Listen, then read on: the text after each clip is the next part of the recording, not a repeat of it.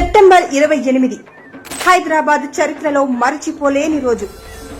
116 ఏళ్ల క్రితం 1908లో ఇదే రోజున మూసీ నదిలో భారీ వరదలు అల్లకల్లోలం సృష్టించాయి. ఈ భారీ వరదలు అప్పటి హైదరాబాద్ జనాభాలోని 20% మందిని పొట్టన పెట్టుకున్నాయి.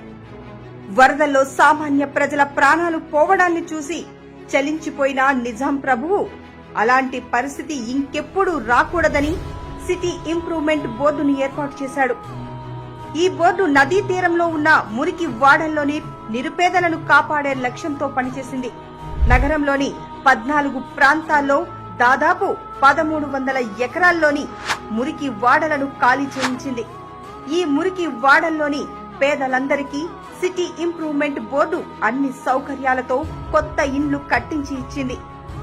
మురికి వాడల స్థానంలో సుందరమైన పార్కులు నిర్మించి మూసీ ప్రవాహానికి ఎలాంటి అడ్డు లేకుండా చేసింది.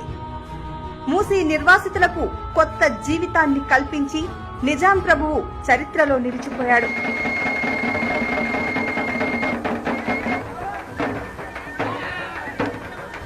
కాలక్రమేణా మూసీలో ఆక్రమణలు భారీగా పెరిగిపోయి మళ్లీ హైదరాబాద్ కు వరదలు సంభవిస్తున్నాయి. తాజాగా సీఎం రేవంత్ అన్న హైదరాబాద్ ను వరదల బారి నుండి కాపాడాలనే సంకల్పంతో హైడ్రాను స్థాపించాడు. 100 ఏళ్ల క్రితం సిటీ ఇంప్రూవ్మెంట్ బోర్డు చేసినట్లుగానే హైడ్రా మూసీ మురికి వాడల్లోని పేదలకు అన్ని సౌకర్యాలతో డబుల్ బెడ్రూమ్ ఇండ్లు కేటాయించి మూసీ నదిని ప్రక్షాళన చేస్తోంది. మురికి వాడల్లోని పేదలకు ఎలాంటి ఇబ్బందులు కలగకుండా రేవంత్ అన్న సర్కార్ అన్ని చర్యలు చేపడుతోంది. డబుల్ బెడ్రూమ్ ఇండ్లతో పాటు నిర్వాసితులకు 15 రోజుల్లోగా ఉపాధిని కల్పిస్తోంది. సిటీ ఇంప్రూవ్మెంట్ బోర్డు ఏర్పాటుకు హైడ్రా ఏర్పాటుకు 116 ఏండ్ల వ్యత్యాసం ఉంది.